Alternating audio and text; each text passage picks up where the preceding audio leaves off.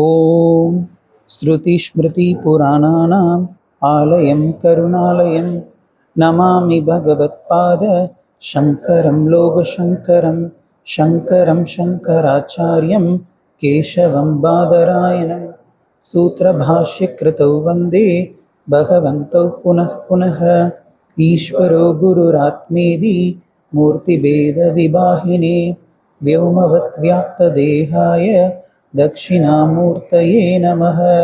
सहना भवतु सहनौ भुनक्तु सह वीर्यं करवावहै तेजस्विना अधीतमस्तु मा विद्विषावहैः। ॐ शान्ति शान्ति शान्तिः। हरिः ॐ श्रीगुरुभ्यो नमः। हरिः ॐ। பகவான் ஆதிசங்கரர் அருளிய பிராத்தஸ்மரணம் என்ற நூல். இது விசாரத்துக்கு எடுத்திருக்கோம் அப்படின்னு சொல்ல முடியாது. என்ன காரணம் அப்படின்னா, விசாரம் அப்படிங்கிறது ஆத்ம தத்துவம், இது மாதிரியான தத்துவங்களை விசாரம் செய்கிறது.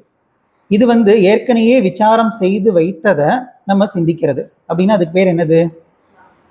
ஸ்மரணம். ஓகே, நம்ம வேதாந்தத்தில் 3 சொல்லுவோம். ஃபஸ்ட்டு ஸ்ரவணம், 2வது மனனம், 3வது நிதித்தியாசனம். இந்த நிதித்தியாசனத்தில் என்ன பண்ணுறோம்? சிந்திக்கிறோம் இல்லையா? அப்போது இதில் காலையில் எந்திரிச்சு சிந்திக்கணும் அப்படின்னு சொல்லி இந்த 3 ஸ்லோகங்களானது எழுதப்பட்டிருக்கு. அப்போ இந்த ஸ்லோகங்கள் எதற்குரிய ஸ்லோகங்கள் அப்படின்னா நிதித்தியாசனத்திற்கான ஸ்லோகங்கள். அப்போ இது ஏற்கனவே நம்ம செய்து வைத்த விசாரத்தை நம்ம ரீகலெக்ட் பண்ணி காலையில் இது சிந்திக்கணும் அப்படிங்கிறது தான் இதனுடைய விஷயம். இப்போ இந்த பிராத்தஸ்மரணம், பிராத்தஸ்மரண ஸ்தோத்திரம் அப்படின்னு சொல்கிறோம். இதுக்கு என்ன அர்த்தம்? பிராத்தக அப்படின்னா காலையில் அப்படின்னு அர்த்தம். பிராத்தகனா என்னது? காலையில். ஸ்மரணம் அப்படின்னா சிந்திக்க வேண்டிய அல்லது தியானிக்க வேண்டிய, நினைக்க வேண்டிய அப்படின்னு சொல்லலாம். ஸ்தோத்திரம் நிறைய பேர், சில பேர் சொல்லிட்டு வருவாங்க, சண்டே கூட சொல்லிட்டு வருவாங்க ஸ்தோத்திரம் அப்படின்னு சொல்லிட்டு. ஸ்தோத்திரம்னா என்னது? சாதாரணமா இறைவனை புகழ்ந்து பாடுனா அது ஸ்தோத்திரம், குருவை புகழ்ந்தா குரு ஸ்தோத்திரம் அப்படின்னு சொல்லி எல்லாம் சொல்றோம். இப்ப இந்த இடத்துல பிராத்தஸ்மரண ஸ்தோத்திரம் அப்படிங்கிறப்ப இது சிந்திக்க வேண்டியதுன்னு சொல்லி பார்த்தோம் இல்லையா? அதனால இது நம்ம ஈஸ்வர பெருமை அப்படின்னு சொல்லி எடுத்துக்க முடியாது, தத்துவம் அப்படின்னு சொல்லி எடுத்துக்கலாம். இப்ப இந்த இடத்துல ஸ்தோத்திரம் அப்படிங்கிறது என்னது? தத்துவம் அப்படின்னு எடுத்துக்கிறோம். அப்போ பிராத்தஸ்மரண ஸ்தோத்திரம்னா என்ன அர்த்தம்? காலையில் சிந்திக்க வேண்டிய அல்லது தியானிக்க வேண்டிய அல்லது நினைக்க வேண்டிய தத்துவம் அப்படின்னு அர்த்தம். அப்ப இந்த வார்த்தை கிளியரா புரிஞ்சுதுங்களா? சரி, இப்ப இது சொன்னதுமே நமக்கு என்ன கேள்வி வரும்? காலையில நான் எதுக்கு சிந்திக்கணும்? காலையில எந்திரிச்சதுமே பல்ல தேய்ச்சோமா, காஃபி குடிச்சோமா, அந்த வேலையை விட்டுட்டு நான் எதுக்கு இதை சிந்திக்கணும்? நமக்கு நம்மளுடைய செயல்கள் இது வெளிப்படையே எல்லாருக்குமே, யாராச்சும் ஒருத்தங்க ஒரு செயல் செஞ்சாங்க அப்படின்னா அந்த செயல் எல்லாருக்குமே தெரியும், ஏன்னா விசிபிள். இந்த செயலுக்கு எந்த ஒன்று காரணமாக இருந்தது அப்படின்னு சொல்லி பார்த்தா பல விஷயங்கள் காரணம். அதுல அடிப்படை காரணமாக இருந்தது எது அப்படின்னா சிந்தனை தான். இந்த சிந்தனையானது செயலா மாறி வர்றதுக்கு பல படிநிலைகளை கடந்து வர வேண்டியது இருக்கு. அதனால நமக்கு இந்த சிந்தனைக்கும் இந்த செயலுக்கும் இருக்கக்கூடிய அந்த தொடர்பு அது நமக்கு வெளிப்படையா தெரியறதில்லை. சரிங்களா? அப்போ சிந்தனை நம்ம எப்படி சிந்திக்கிறோமோ அதன் அடிப்படையில தான் நம்முடைய செயல்கள் எல்லாமே இருக்கும். ஸோ நம்ம காலையில் எந்திரிச்சதுமே சிந்திக்க வேண்டியது எவ்வளோ அவசியம் அப்படிங்கிறது நமக்கு இந்த சிந்தனையை தொடர்ந்து செஞ்சுட்டு வரும்போது நமக்கு புரியும். இப்போ நம்ம நைட்டு தூங்கிடுறோம். நைட்டு தூங்கும்போது நமக்கு எப்படி இருக்கு? நிம்மதியாக இருக்கா? சுகமாக இருக்கு, சந்தோஷமாக இருப்போம் நம்ம. ஏன் அப்படின்னா எந்த டிரான்சாக்ஷனும் பண்ணல, எந்த விருத்தியும் வரல. சரி, காலையில் எந்திரிச்சதுமே என்ன ஆகுது? இந்த உலகத்தோட நம்ம சம்மந்தப்படுறோம். சம்மந்தப்படும் போது என்ன ஆகுது? விதவிதமான துயரங்கள், துன்பங்கள் எல்லாம் சந்திக்க வேண்டியது இருக்கு. அப்ப அந்த இடத்துல நம்ம ஏற்கனவே ஆத்ம ஞானத்தை நம்ம தெரிஞ்சு வச்சிருக்கோம். நான் பிரம்மம் அப்படிங்கிறதெல்லாம் புரிஞ்சு வச்சிருக்கோம்.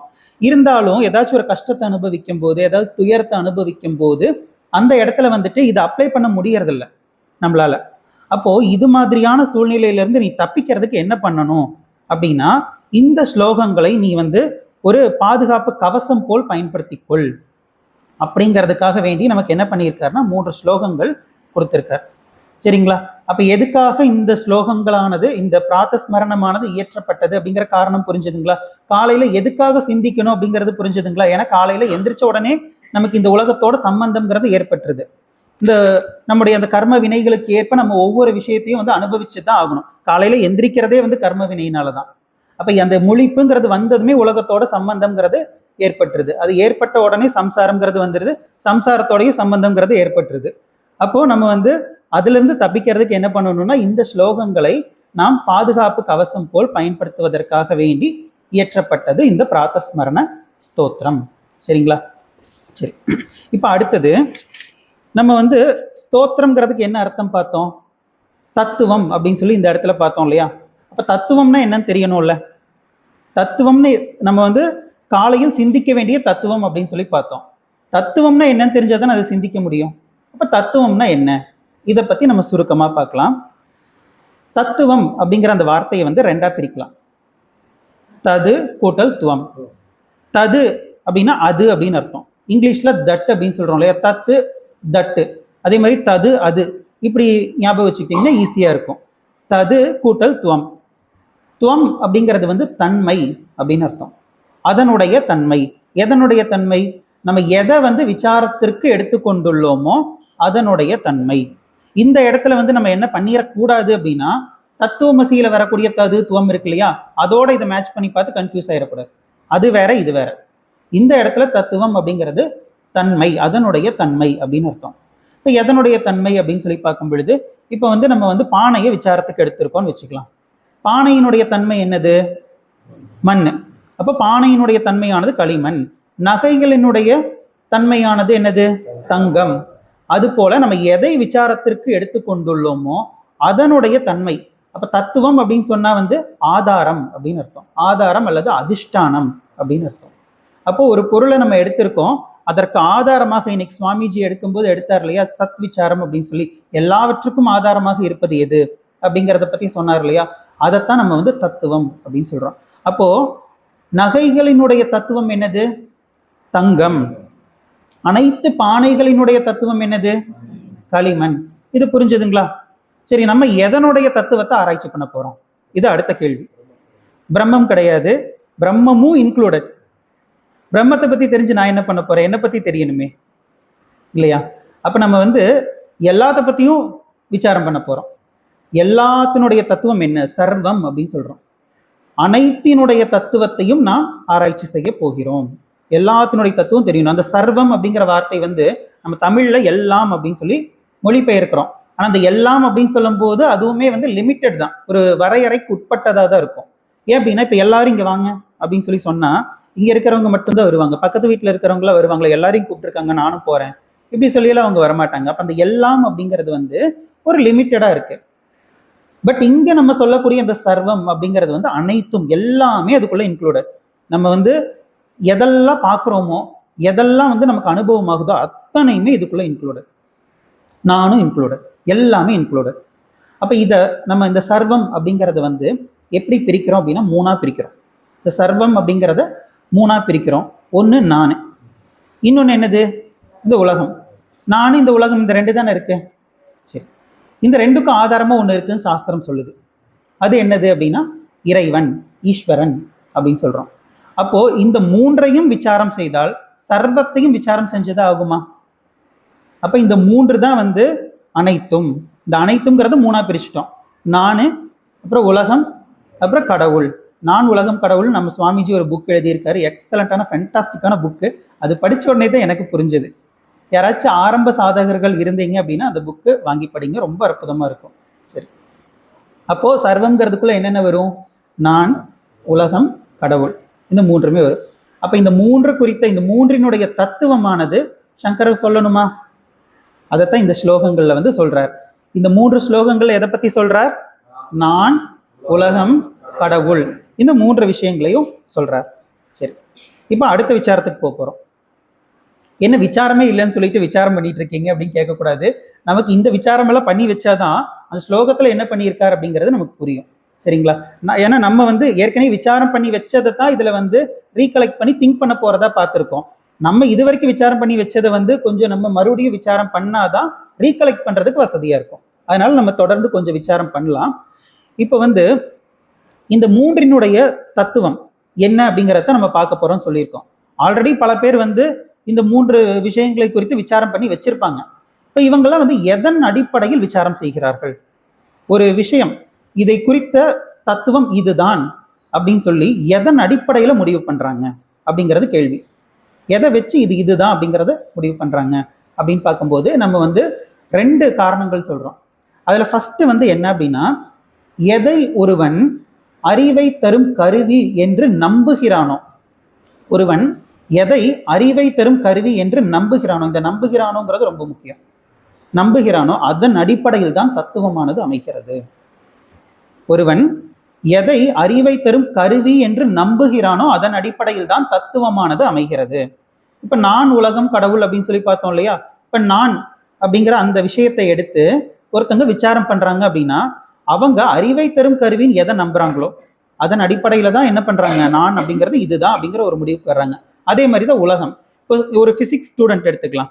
இவங்க வந்து உலகம்னா என்ன அப்படின்னு சொல்லி கேட்டால் என்ன சொல்லுவாங்க? இல்லை ஆட்டம்ஸு, குவார்க்கு, ரொம்ப அதிகமாக சொல்றதா இருந்தால் குவாண்டம், இந்த மாதிரி சொல்லுவாங்க. ஏன் அப்படின்னா அவங்க பிசிக்ஸை நம்புறாங்க, அந்த பிசிக்ஸுங்கிற அந்த புக்கை நம்புறாங்க அறிவை தரும் கருவியாக. ஒரு கெமிஸ்ட்ரி ஸ்டூடெண்ட் கிட்ட போனால் அவங்க என்ன பண்ணுவாங்க?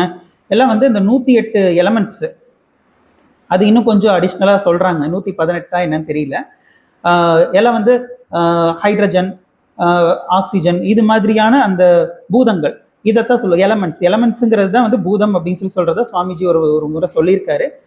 இந்த மாதிரி ஒவ்வொருத்தங்க அவங்க எதை ஏற்றுக்கிறாங்களோ, எதை வந்து அறிவை தரும் கருவி என்று நம்புகிறார்களோ அதன் அடிப்படையில் தான் அந்த தத்துவ நிர்ணயமானது செய்கிறார்கள் அப்படின்னு சொல்கிறோம். இப்போ 5 புலன்கள் இருக்கு.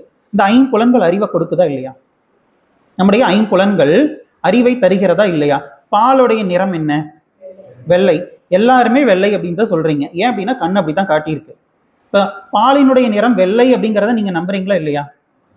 நம்புறீங்க, அது உண்மை அப்படின்னு சொல்றீங்க இல்லையா?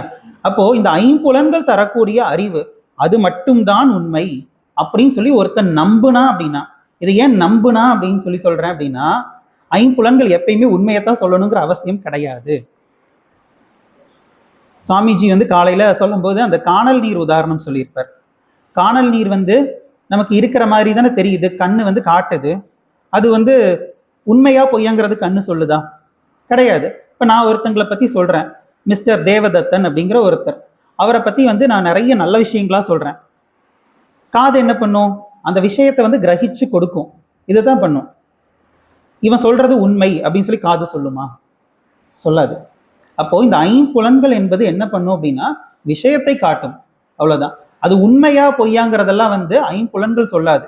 அப்போ அந்த 5 புலன்களை ஒருவன் அறிவை தரும் கருவி நம்புறான்னு அர்த்தம். அப்படி நம்புனா அப்படின்னா அவன் ஒரு முடிவுக்கு வருவான். என்ன முடிவுக்கு வருவான்? அவங்களதான் சாருவாகர்கள் அப்படின்னு சொல்றான். அவன் என்ன முடிவு பண்ணுவான்? பார்க்கறது, கேட்கறது, இந்த 5 புலன்களால் எதெல்லாம் அறியப்படுகிறதோ அது மட்டும்தான் சத்தியம். 5 புலன்களால் ஆகாயத்தை அறிய முடியவில்லை, எனவே ஆகாயம் என்பது அசத்தியம், அது கிடையாது அப்படின்னு சொல்றவங்க இருக்காங்க இன்னைக்கு. அப்போ உடலுக்கு போகம் தான் மோட்சம், உடலுக்கு தரக்கூடிய போகம் தான் மோட்சம், இந்த உடல் தான் நான், இப்படி எல்லாம் ஒரு முடிவுக்கு வருவாங்க. அப்போ ஒருத்தங்க எதை பிரமாணம் அப்படின்னு சொல்லி நம்புறாங்களோ, இந்த அறிவை தரும் கருவிக்கு என்ன பேரு? பிரமாணம் அப்படின்னு பேரு. அப்போ ஒருவர் எதை பிரமாணமாக ஏற்கிறார்களோ, நம்புகிறார்களோ அதன் அடிப்படையில் தான் இந்த தத்துவமானது நிர்ணயம் செய்யப்படுகிறது. இப்போ நம்ம வந்து எதை வந்து பிரமாணமா எடுத்துக்கிறோம் அப்படின்னா வேதாந்தத்தை பிரமாணமா எடுத்துக்கிறோம். இப்போ இன்னும் சில பேர் இருக்காங்க, இப்போ நம்ம வந்து 5 புலன்களை பிரமாணமாக எடுத்துக்கொள்வது போல சில பேர் மனம், புத்தி இதை வந்து பிரமாணமா அறிவை தரும் கருவியா எடுத்துக்கிறாங்க. நம்ம என்ன பண்றோம் அப்படின்னா 5 புலன்களையும் எடுத்துக்கல, மனம் புத்தியையும் எடுத்துக்கல. ஏன்னா 5 புலன்கள் எல்லா சமயத்திலும் நமக்கு சத்தியத்தை தான் காட்ட வேண்டும்ங்கிற அவசியம் கிடையாது அப்படிங்கிறது ஒண்ணு. இன்னொன்னு, அது உண்மையா பொய்யாங்கிறதெல்லாம் அது சொல்லாது, புத்தி தான் சொல்லும். அப்படிங்க இந்த 2 காரணத்துக்காக நம்ம அதை வந்து ரிஜெக்ட் பண்றோம். அதுக்கப்புறம் நம்முடைய மனம் எடுத்துக்கிட்டா, இந்த மனமானது எப்பயுமே நமக்கு வந்து உண்மையை தான் சொல்லிட்டு இருக்குமா? நம்ம வந்து ஒரு கிரிட்டிக்கலான சுச்சுவேஷன்ல உட்காந்து நல்லா டீப்பா திங்க் பண்ணி கரெக்டா தப்பான முடிவெடுப்போம். இது பல நேரங்களில் நம்ம அனுபவிச்சிருப்போம். அப்ப நம்மளுடைய மனமானது நம்மளை வந்து ஏமாத்துதா? பல சமயங்களும் மனம் ஏமாத்துது. எத்தனையோ பேர்கிட்ட நம்பி ஏமாந்துருப்போம். அப்போ மனமும் கூட வந்து நமக்கு வந்து சரியான அறிவை தருவது கிடையாது. அப்ப நம்ம ஏமாற்றாத ஒரு பிரமாணமானது நமக்கு தேவைப்படுகிறது. அந்த பிரமாணம் தான் நம்ம என்னன்னு சொல்றோம்? வேதாந்தம் அப்படின்னு சொல்றோம். இந்த வேதாந்தம் அதை அடிப்படையாக கொண்டுதான் நம்ம வந்து இந்த மூன்றினுடைய தத்துவத்தை நிர்ணயம் செய்கிறோம். இது வரைக்கும் புரிஞ்சதா? நம்ம வந்து எதன் அடிப்படையில் தத்துவமானது நிர்ணயம் செய்யப்படுகிறது, அந்த நிச்சய உறுதி அது வந்து எதன் அடிப்படையில் ஏற்படுகிறது அப்படிங்கிறப்ப ரெண்டு காரணங்கள் அப்படின்னு சொல்லி பார்த்தோம். ஒண்ணு இந்த பிரமாணம், இனி ஒன்று என்ன, இப்ப நம்ம வந்து எதை பிரமாணமா ஏத்துக்கிறதா சொன்னோம்? வேதாந்தம். அப்ப வேதாந்தத்தை நம்ம பிரமாணமா எடுத்துக்கிறோம், ஒரு காரணம் பார்த்தாச்சு. இனி இரண்டாவது அடிப்படை என்ன அப்படின்னா அது வந்து சித்த சுத்திகி அப்படின்னு சொல்றோம், மன தூய்மை. ஏன் அப்படின்னா இப்ப வேதாந்தத்தை நம்ம வந்து பிரமாணமா எடுத்துக்கிட்டோம். இப்ப வேதாந்தத்தை பிரமாணமா எடுத்துக்கிட்டவங்க இன்னும் நிறைய பேர் இருக்கிறாங்க. ஆக்சுவலா ஒரு புக்கை வந்து நான் எடுத்து படிக்கிறேன், அதே புக்கை இன்னொருத்தங்க எடுத்து படிக்கிறாங்கன்னா ரெண்டு பேருக்கும் முரண்பாடு வருமா வராதா? வராது. E=mc² நான் படிக்கிறேன், அதே இன்னொருத்தங்களுக்கு சொல்லி கொடுக்குறேன், ரெண்டு பேருக்கு ஒரு முரண்பாடு வருமா? வராது. பித்தாகரஸ் தியரம் இதை வந்து அதை தெரியாதவங்களுக்கு நான் சொல்லி கொடுத்துட்றேன், ரெண்டு பேருக்கும் முரண்பாடு வருமா? வராது. யார் இப்போ வந்து வேதாந்தத்தை நம்ம வந்து ஏத்துக்கிறோம் பிரமாணம் சொல்லிட்டு, இன்னொருத்தன் ஐம்புலன்களை பிரமாணம் சொல்லி ஏத்துக்கிறான், அவங்க ரெண்டு பேருக்குள்ள சண்டை வரும். இதுல நியாயம் இருக்கு. ஆனா வேதாந்தத்தையே பிரமாணமாக எடுத்துக்கொண்டவங்க மத்தியில சண்டை வருதே. நம்ம வந்து அத்வைதம் சொல்லிட்டு இருக்கோம், வேதாந்தம் அத்வைதத்தை தான் போதிக்கிறதுன்னு சொல்லிட்டு இருக்கோம். இன்னொருத்தங்க இருக்காங்க, இல்ல நீ சொல்றது பொய் அப்படின்னு சொல்லி வேதாந்தமானது துவைதத்தை தான் போதிக்கிறது அப்படின்னு சொல்லி சொல்றாங்க. இன்னொருத்தங்க வர்றாங்க, இங்க ரெண்டு பேரும் தப்பா சொல்றீங்க, ஸ்பெஷலா ஒரு அத்வைதம் இருக்கு, விசிஷ்ட அத்வைதம், விசேஷ அத்வைதம், அந்த ஸ்பெஷல் அத்வைதா தான் கரெக்ட் அப்படின்னு சொல்லி இன்னொரு குரூப் இருக்கு. இது போக இன்னும் நிறைய இருக்கு, வீர சைவ விசிஷ்டாத்வைதம் எல்லாம் இருக்கு, சுத்த அத்வைதம், அப்ப நம்மளாம் அசுத்த அத்வைதமா என்னன்னு தெரியல. இப்படி ஒவ்வொருத்தங்க ஒவ்வொரு விதமா வந்து இந்த வேதாந்தத்தை வந்து இன்டர்பிரேட் பண்றதை நம்ம பார்த்துட்டு இருக்கோம். அப்ப இதெல்லாம் எதன் அடிப்படையில இப்படி ஆகுது அப்படின்னு சொல்லி பார்க்கும் பொழுது அதுக்கு என்ன பதில் சொல்லப்படுது அப்படின்னா, ஆக்சுவலா இந்த வேதாந்தம் அப்படிங்கிறது வந்து இப்போ எத்தனையோ விஷயங்கள் உலகத்துல வந்து ரகசியமா இருந்தது. இப்போ உலகம் வந்து சுத்திட்டே இருக்குதாமா, எவ்வளவு கிலோமீட்டர் ஸ்பீட்ல சுத்துது? நியர்பை ஒரு 1000 கிலோமீட்டர் ஸ்பீடுன்னு சொல்றாங்க. எவ்வளோன்னு எக்ஸாக்டா தெரியல, ஆனா 1000 கிலோமீட்டர் அப்படின்னு சொல்லி நான் கேள்விப்பட்டிருக்கேன். சுவாமி சொல்லுவார் 1000 கிலோமீட்டர்னு எடுத்துக்கலாம். இப்போ இது வந்து நமக்கு இதுக்கு முன்னாடி தெரியுமா? தெரியாது.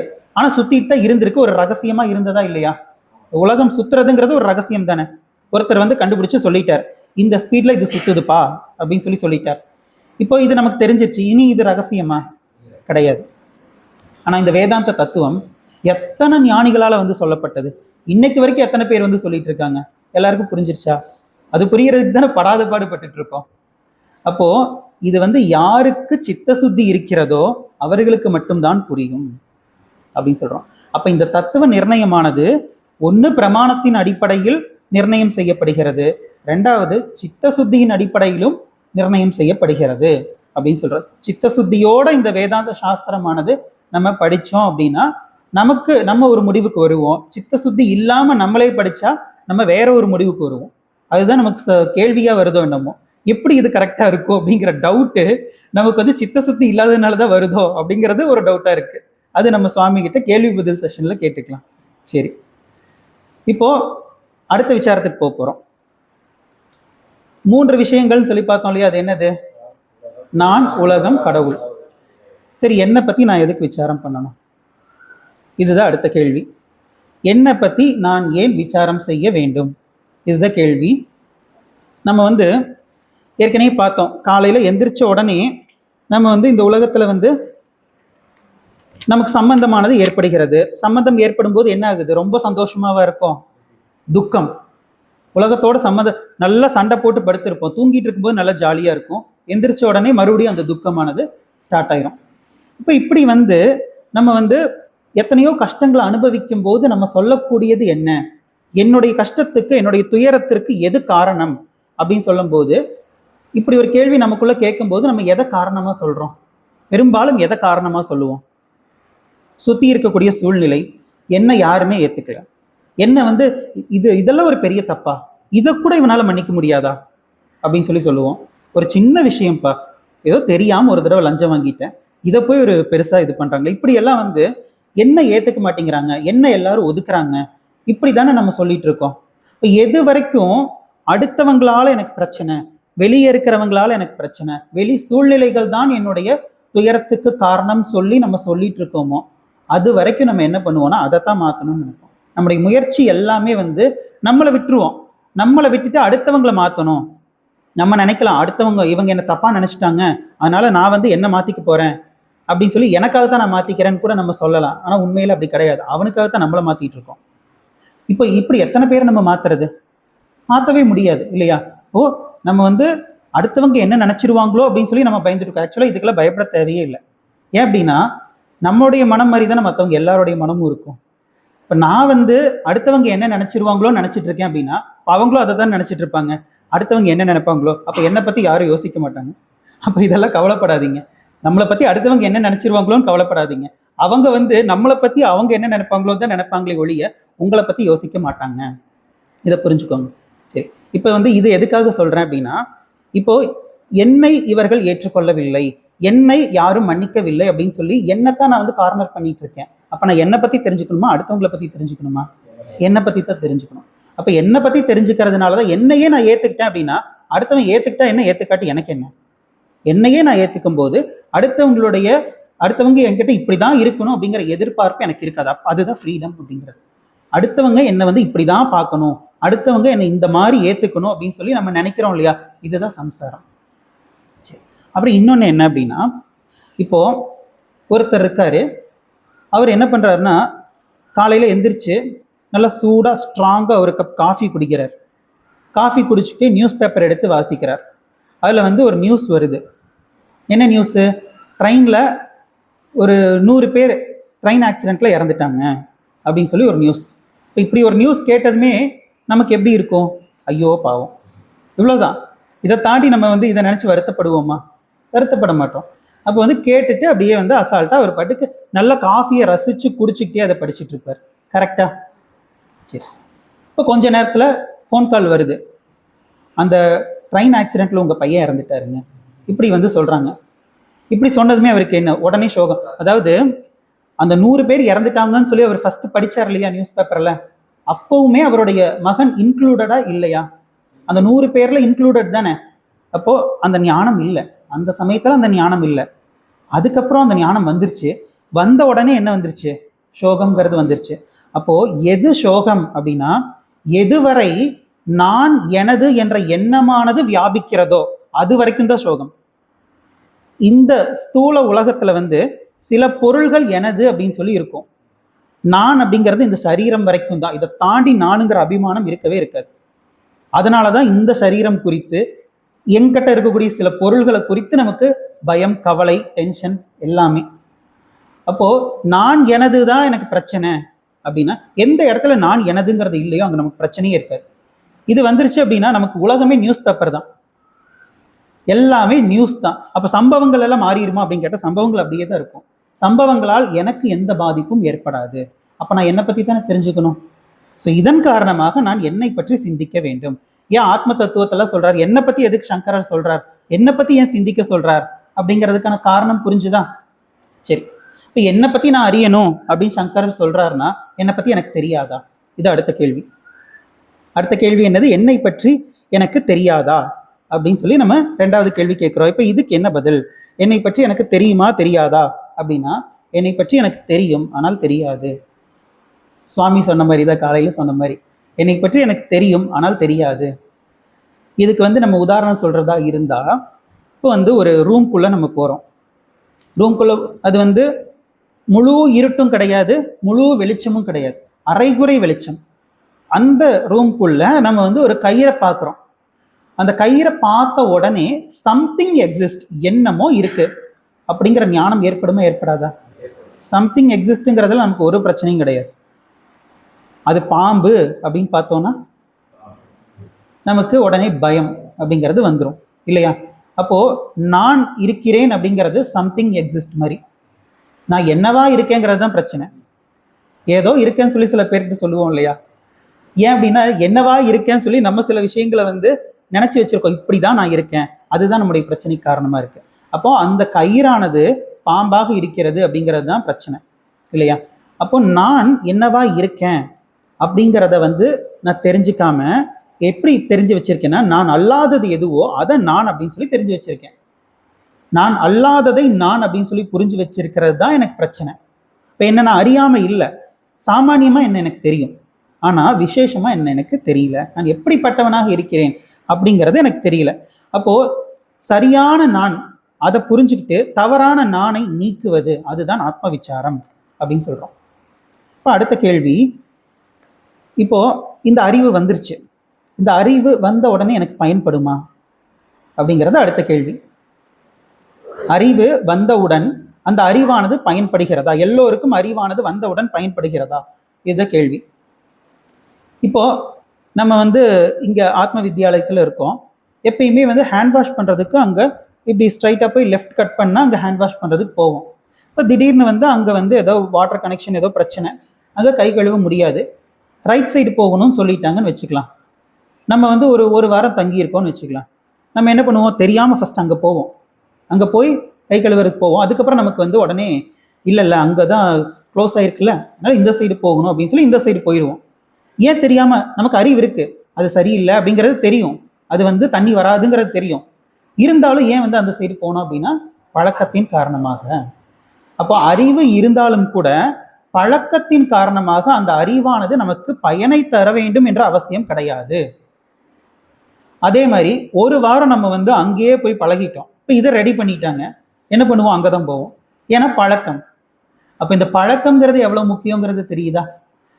இந்த பழக்கமானது வர வேண்டும் அப்படிங்கிறதுனால தான் காலையில் எழுந்தவுடன் பிராத்தஸ்மராமி அப்படின்னு சொல்றார். காலையில் எழுந்தவுடன் நீ இதை பற்றி சிந்திக்க வேண்டும் அப்படின்னு சொல்லி சங்கரர் நமக்கு 3 ஸ்லோகங்களில் சில நிதித்தியாசனம் செய்வதற்காக வேண்டி சில கருத்துக்களை நமக்கு கொடுத்திருக்கிறார் அப்படின்னு பார்க்குறோம். சரி, இப்போ நம்ம ஆத்ம விசாரத்துக்குள்ள போக போறோம். ஆத்ம விசாரம் தான் இந்த 3 ஸ்லோகங்களும் இருக்கு. ஜெகத் விசாரமும் இருக்கு, அப்புறம் ஈஸ்வர தத்துவமும் விசாரம் கிடையாது, அது குறித்த சிந்தனைகள் மேற்கொள்ளப்பட இருக்கிறது. அப்போ நம்ம இப்போ முதல் ஸ்லோகம் பார்க்க போறோம். இந்த முதல் ஸ்லோகத்துல ஆத்ம விசாரமானது செய்யப்படுகிறது. நம்ம முதல் ஸ்லோகத்தை வாசிச்சுட்டு அதுக்கப்புறமா ஆத்ம விசாரம் பத்தின சில கருத்துக்கள் பார்த்துட்டு எதன் அடிப்படையில் இந்த ஸ்லோகங்களானது அமைக்கப்பட்டிருக்கு அப்படிங்கிறத பார்த்துட்டு நம்ம நிறைவு செய்யலாம். இந்த ஸ்லோகத்தினுடைய அந்த முழு அர்த்தம் என்ன அப்படிங்கறது நம்ம அடுத்த வகுப்புல பார்க்கலாம். இப்போ முதல் ஸ்லோகம் நம்ம வாசிக்கலாம். நான் வாசிக்கிறேன், அதை கேட்டு நீங்க திரும்ப வாசிக்கலாம். ஓம்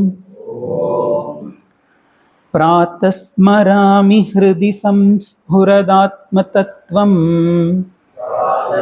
ஸ்மராமி ஹ்ருதி சம்ஸ்புரதாத்ம தத்வம், சச்சித் சுகம் பரமஹம்ஸ கதிம் துரியம்,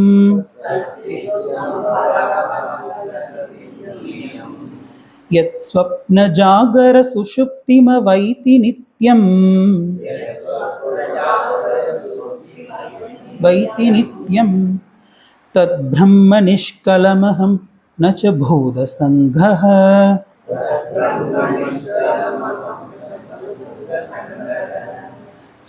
இதுல வர்ற வார்த்தைகள் நம்ம பதம் பிரிச்சு பார்க்கும்போது உங்களுக்கு ஈஸியா புரிஞ்சிடும். நம்ம ஏற்கனவே படிச்ச வார்த்தைகள் தான்.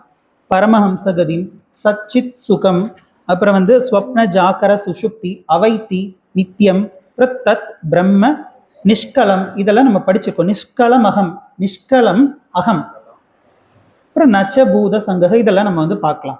சரி, இப்ப இந்த ஸ்லோகத்துல ஆத்ம தத்துவம் பத்தி சொல்லியிருக்கார் அப்படின்னு சொல்லி பார்த்தோம் இல்லையா? ஆத்ம தத்துவம்னா என்ன அப்படிங்கிறத நம்ம பார்க்க போறோம். இப்போ சாதாரணமாக எந்த ஒரு வார்த்தையை நம்ம உபயோகிச்சாலுமே அந்த வார்த்தைக்குண்டான அர்த்தம் இருக்கா இல்லையா?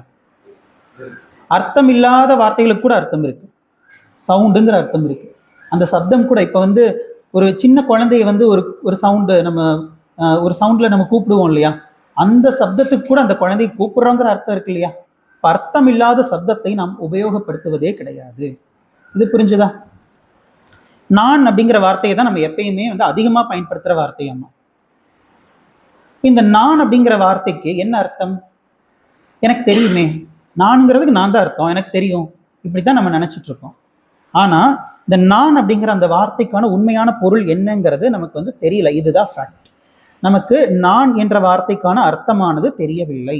அப்போ நான் என்ற வார்த்தைக்கான அர்த்தம் எது அப்படிங்கிறத ஃபர்ஸ்ட் நம்ம தெரிஞ்சுக்க வேண்டியது இருக்கு. அதுதான் ஆத்ம விசாரம் அப்படின்னு சொல்றோம். இதுல நம்ம 2 நியமங்களின் அடிப்படையில இந்த விசாரமானது செய்ய போறோம். அதுல முதல் நியமம் என்ன அப்படின்னா, பார்ப்பவன் அல்லது அனுபவிப்பவன். வெறும் பார்ப்பவன் அப்படிங்கிறது வேண்டாம், ஏன்னா பார்ப்பவன்னா கண்ணை மட்டும் நம்ம எடுத்துக்குவோம். அனுபவிப்பவன் அப்படின்னு சொல்லி எடுத்துக்கலாம். அனுபவிப்பவன் அனுபவிக்கப்படும் பொருளில் இருந்து வேறுபட்டவன். இது முதல் நியமம்.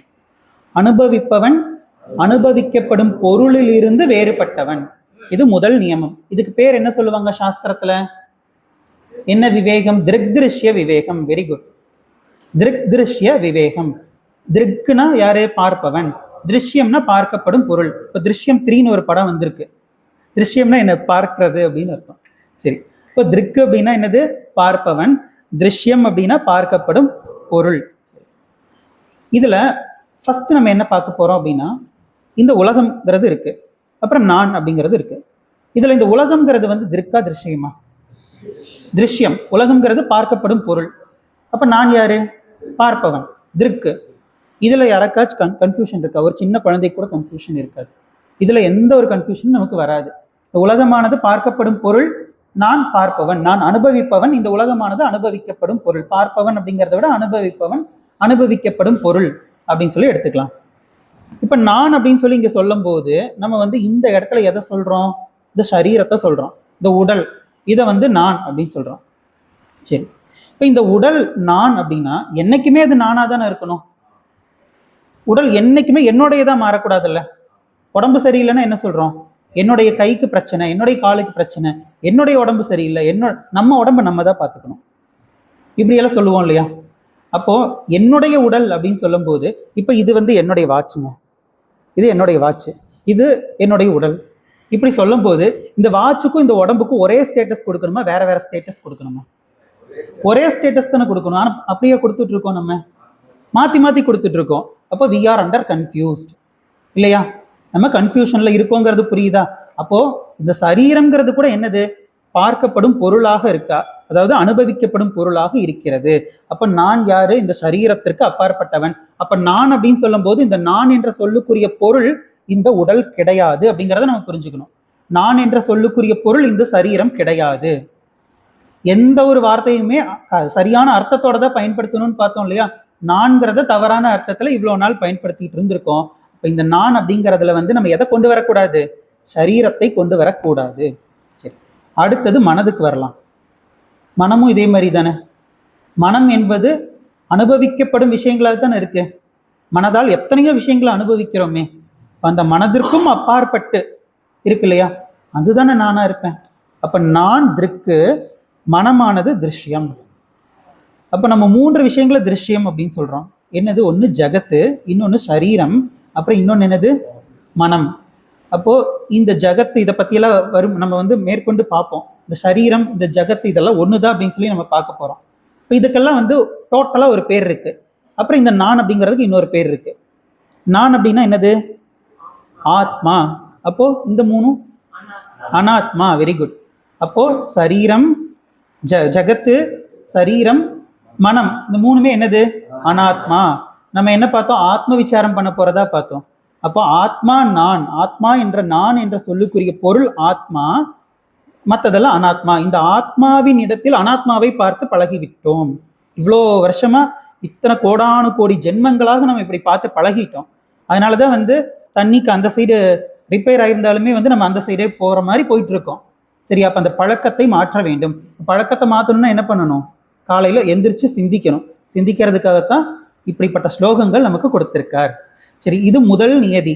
முதல் நியதி என்ன பார்த்தோம்? அனுபவிப்பவன் அனுபவிக்கப்படும் பொருளில் இருந்து வேறானவன். இது புரிஞ்சதா? சரி, ரெண்டாவது என்ன அப்படின்னா, இப்போ நீங்க ஒரு இடத்துக்கு போறீங்க, ஒரு ஆயில் மில்லுன்னு வச்சுக்கலாம்.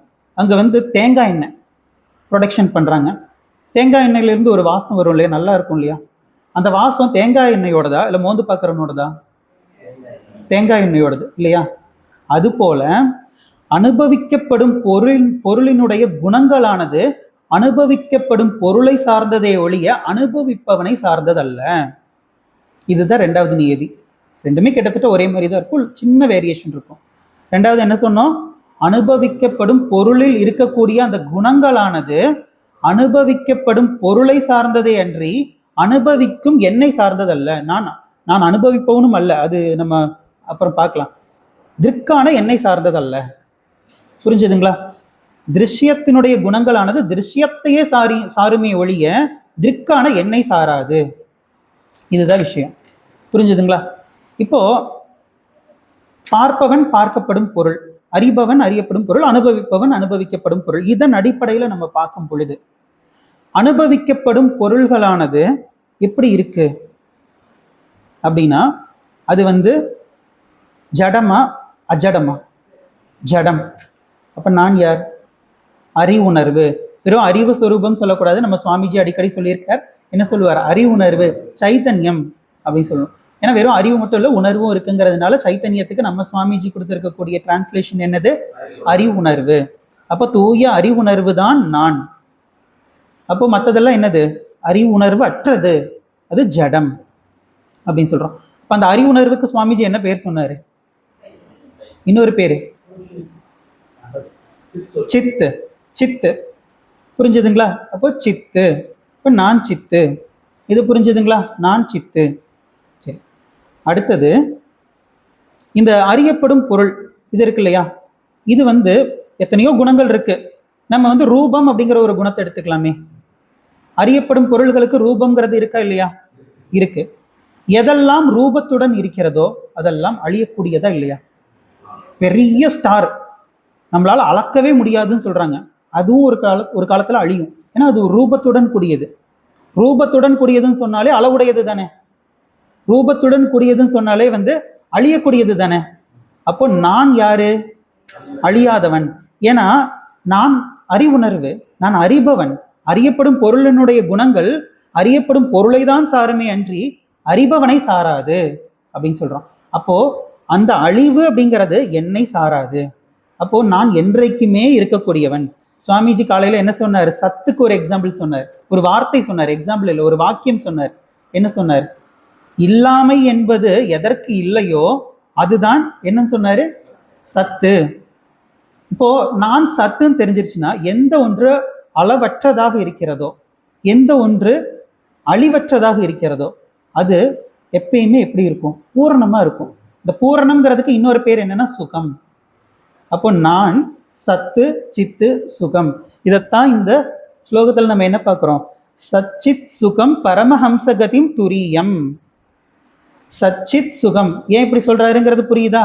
அப்போ காலையில எந்திரிச்சு நம்ம பிராத்தஸ்மராமி ஹிருதி சம்ஸ்புரதாத்ம தத்துவம்.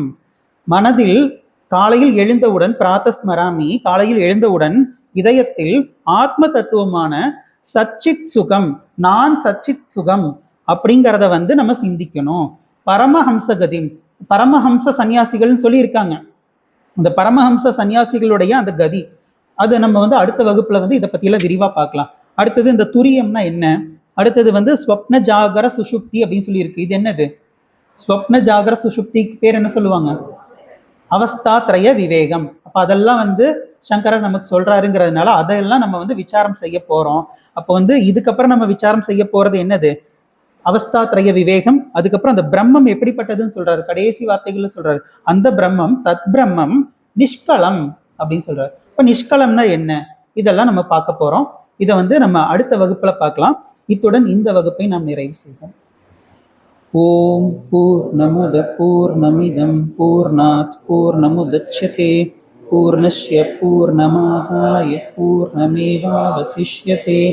ஓம் சாந்தி சாந்தி சாந்தி. ஹரி ஓம். ஸ்ரீ குருப்யோ நமः. ஹரி ஓம்.